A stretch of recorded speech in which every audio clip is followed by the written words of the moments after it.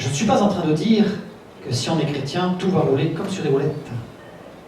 Avec un film d'huile en plus. Pas du tout. D'ailleurs, si je vous ai donné ces exemples, c'était bien pendant la période où je voulais marcher avec Dieu. Je suis avec Dieu et j'étais avec Dieu. Mais j'avais des difficultés. On a des difficultés. La grande différence, quand on marche avec Dieu, quand on accepte que ce qui est écrit dans la Bible est vrai, à savoir que je suis un pécheur, que pécheur, ça veut dire quoi pécheur? Dans la Bible. Ça veut dire rater le but. Le but, c'était quoi dans la Bible? Le but, c'est de marcher avec Dieu. Or, à partir du moment où je n'ai pas accepté Dieu, Jésus-Christ, je ne marche pas avec Dieu. Donc je suis pécheur. J'ai manque le but. Je manque le but. La Bible ne dit pas qu'être pécheur, c'est voler, c'est mentir. Ça, ce sont des effets, ce sont des conséquences. C'est ce qui est visible. C'est pas là-dessus, bien sûr. À partir du moment où on est avec Dieu, ces choses-là vont disparaître. C'est une évidence. Mais quand on est avec Dieu, c'est à l'intérieur que ça change d'abord. Et ensuite, c'est à l'extérieur que ça change. Il ne faut pas mettre les deux. Il ne faut pas inverser les deux. Vous savez, après j'ai étudié la Bible de plus en plus et je continue et j'espère que j'en ai encore longtemps. Un jour, je me suis rendu compte que dans l'Ancien Testament, le mot foi, en hébreu, n'existe pas. Je me suis dit, oh, quelle curiosité.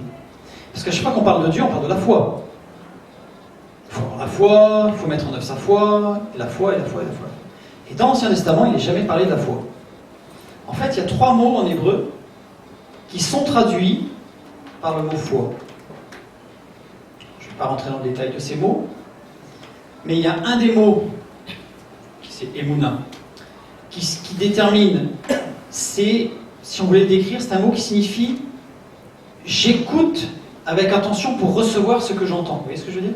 C'est pas j'entends quelque chose qui se passe au loin. C'est je mets toute mon attention pour écouter Dieu. Le deuxième mot, c'est Émine. Je parle. C'est-à-dire que je prie Dieu, sachant qu'il m'entend, qu'il m'écoute. Donc il y a les deux, vous voyez? J'écoute et je parle. C'est un dialogue. Et le troisième mot, c'est émettre, qui signifie j'agis en fonction de ce que j'ai entendu et ce que j'ai dit. 3. Et je me suis rendu compte que ce que Dieu veut, c'est ces 3-là. Et ça, c'est ce qui détermine une relation. Dans un couple, on se parle. Dans un couple, on ne se parle pas, c'est pas un couple. Ou alors, il est en danger, ce couple. On se parle, ça veut dire que ce que je dis, l'autre l'entend et l'écoute. Et ce que l'autre me dit, je l'écoute et je l'entends. Et nous agissons ensemble en fonction de ce que nous avons discuté. Ça, c'est le couple. C'est ce que Dieu veut, une relation. Et si j'étudie les religions, je vais en nommer quelques-unes. L'objectif n'est pas de critiquer tel ou tel. C'est juste pour vous montrer ce dont nous avons besoin. Je prends le christianisme d'une façon générale. Et je nomme le catholicisme parce que le catholicisme est vraiment un petit peu caricatural sur le sujet. C'est-à-dire, j'agis beaucoup, je fais beaucoup de bonnes œuvres. Je prie beaucoup. J'écoute pas beaucoup Dieu parce que je lis pas ma Bible. Parce que si j'écoutais, il y a des choses que je ne ferais pas, d'ailleurs. Et là, vous imaginez un tabouret à 3 pieds, vous enlevez un pied, qu'est-ce qui se passe? Ça tombe. Je prends l'islam. L'islam, il y a des gens qui je connais, j'ai des amis musulmans qui sont extrêmement pratiquants, qui sont extrêmement croyants. Ils prient beaucoup, parce qu'ils font beaucoup de prières, les chapelets aussi. Ils agissent beaucoup, parce qu'il faut... Bon, après l'intégrisme, etc., c'est un autre sujet, mais il y a la guerre sainte, mais ils agissent beaucoup, parce qu'il faut beaucoup de prosélytisme, mais ils n'écoutent pas, parce qu'ils n'écoutent pas Dieu. Parce que d'ailleurs, s'ils lisaient le Coran, dans le Coran, il est écrit qu'il faut lire les évangiles et qu'il faut croire en Jésus-Christ. C'est surprenant, hein. Une fois de plus. Le bouddhisme, ils écoutent beaucoup, parce qu'ils écoutent leur conscience, ils écoutent la nature, ils écoutent, ils font attention au message. Ils prient beaucoup, mais l'objet même du bouddhisme, c'est de ne pas agir. Une fois de plus, nous ne sommes qu'à 2, non pas à 3. Ce que la Bible demande, ce n'est pas une religion où on fait, où on parle, où on fait qu'écouter et méditer. La Bible demande une relation d'échange avec Dieu Et le seul moyen d'échanger avec Dieu, c'est Jésus-Christ. Voilà. Donc ça, c'est vraiment mon expérience. Alors, j'ai préparé, pour reprendre un petit peu le début, je vous ai parlé du Yijing et du Popol Vuh avec les Mayas, donc les Chinois et les Mayas, Aztèques, etc. Parce qu'en général, la Bible, on connaît un peu. On a une culture judéo-chrétienne qui fait qu'on connaît un peu ce que nous dit la Bible. Comment ça marche ça? Il faut que j'allume. Voilà. Alors, je vous ai mis, pour vous montrer que ce que je dis est vrai, et tout ce que je vais mettre là, vous pouvez prendre une photo et le vérifier, parce que tout est vérifiable. J'ai fait, sur ce sujet-là, j'ai fait des conférences à l'étranger, et chez les Chinois, qui ont pu vérifier ce que je dis, parce qu'ils maîtrisent plus le chinois que moi, n'est-ce pas? Le verbe désirer en chinois moderne, c'est celui-là. Ah, petite nuance que j'ai oublié de vous dire, juste pour information, je fais une petite parenthèse. Le Yijing a été écrit en chinois ancien. Aujourd'hui, c'est du chinois moderne. Sinon, il n'y a pas chinois ancien. Quand est-ce qu'est apparu le chinois moderne? En 255 avant Jésus-Christ. Qu'est-ce qui s'est passé en 255 avant Jésus-Christ? Je vais vous aider. Il y a un monsieur qui s'appelait Bouddha. Bouddha, c'est un homme qui cherchait l'illumination. Il écrit lui-même, il dit « Je cherchais l'illumination et je méditais. Et dans ma méditation, le serpent ancien est venu me dire de manger de l'arbre du fruit de l'arbre de la connaissance. » C'est pour ça qu'il est souvent représenté allongé, sous un arbre avec des grands fruits et un serpent à l'intérieur. Et il écrit lui-même « À partir du moment où j'ai mangé de cet arbre, dans sa méditation, donc dans une sorte de rêve quelque part, alors je suis devenu un dieu. » Il a mis le bouddhisme en place. Et c'est lui qui a fait modifier toute l'écriture du chinois ancien inventée par Fuxi pour écrire le Yijing dans un chinois moderne. Pourquoi? Vous allez le voir. Pour modifier le message. Parce que ça, en chinois moderne, ça veut dire désirer. En chinois ancien, le voilà, le mot désirer. Et si je le décompose, c'est une femme qui hésite entre deux arbres. Donc en chinois, le verbe désirer, c'est une femme qui hésite entre deux arbres. Ça vous rappelle pas quelque chose? On continue. Quelque chose de négatif. La négation, c'est-à-dire que dans toutes les phrases où il y a la négation, où on présente quelque chose de négatif, c'est ce terme-là qui est employé. En chinois ancien, le voilà, c'est un serpent et deux arbres.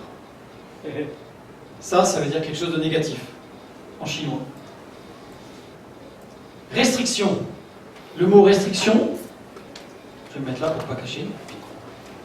Donc en chinois moderne, puis en chinois ancien, décomposition, une bouche pour manger.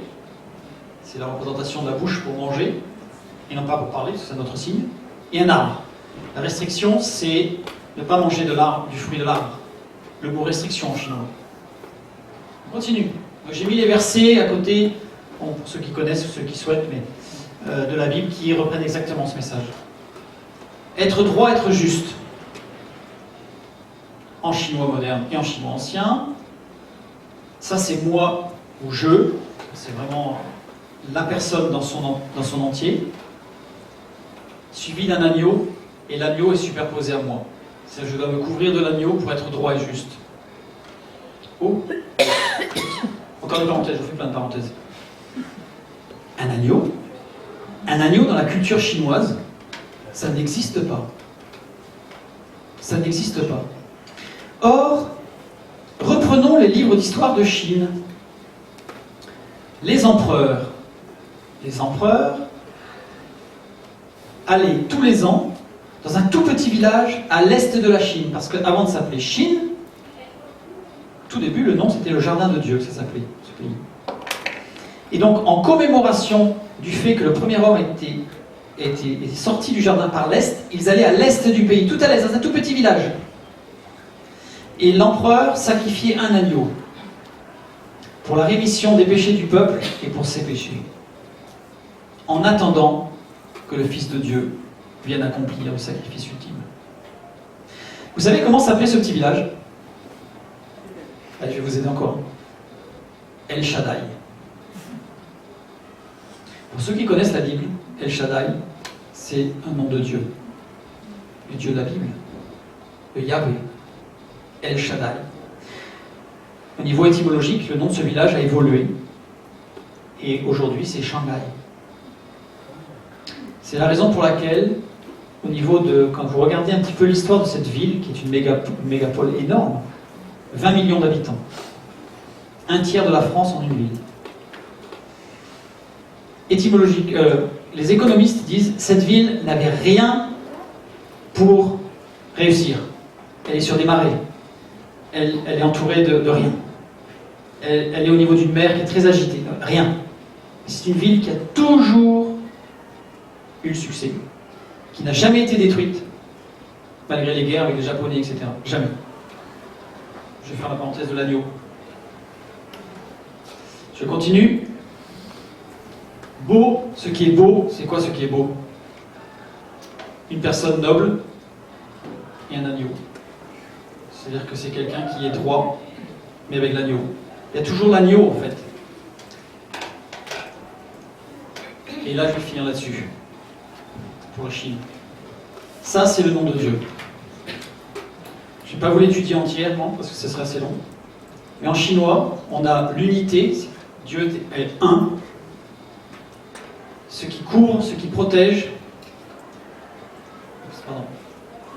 Ah. L'eau, alors ça c'est pour ceux qui connaissent la Genèse, c'est parce que l'Esprit de Dieu se mouvait au-dessus des eaux. Bon, je ne rentre pas dans le détail, vous allez voir 3 personnes. Un être humain, la terre, donc il y a 2 êtres humains. Voilà ce que signifie le nom de Shangdi. Celui qui est un, qui couvre les eaux d'en haut, qui se révèle en 3 personnes, qui a fabriqué les 2 humains, qui est le fondement d'en bas. Ça c'est Shangdi, en chinois. Quand je vous disais que Dieu s'est révélé de tout temps, il cherche à se révéler à chacun, en particulier. Il n'est pas là pour dire je sauve tout le monde. C'est chacun en particulier. C'est moi, toi, lui, elle, nous, en particulier. Quand les grands débats théologiques sur la Trinité, pas la Trinité, peu importe, le message dans le chinois montre cette personne qui se révèle à l'être humain. Maintenant, j'en avais mis plein, mais je passe, parce qu'il y avait Noé. Voilà. Ici, vous avez un glyphe maya. C'est hyper compliqué. C'est-à-dire, c'est torturé. C'est torturé.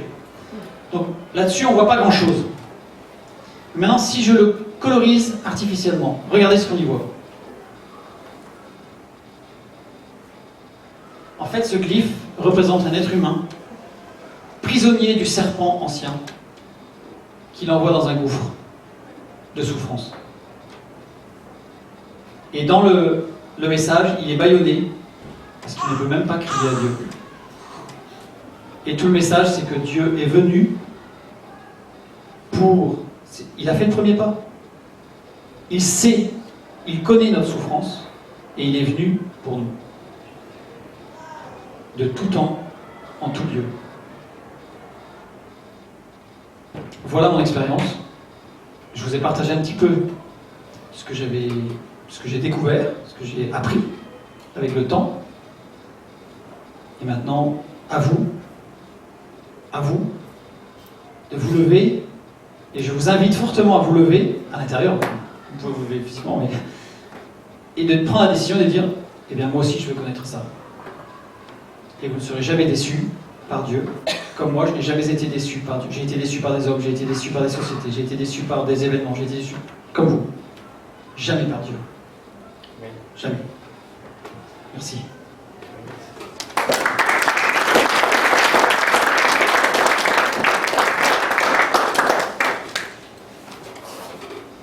Je laisse la place.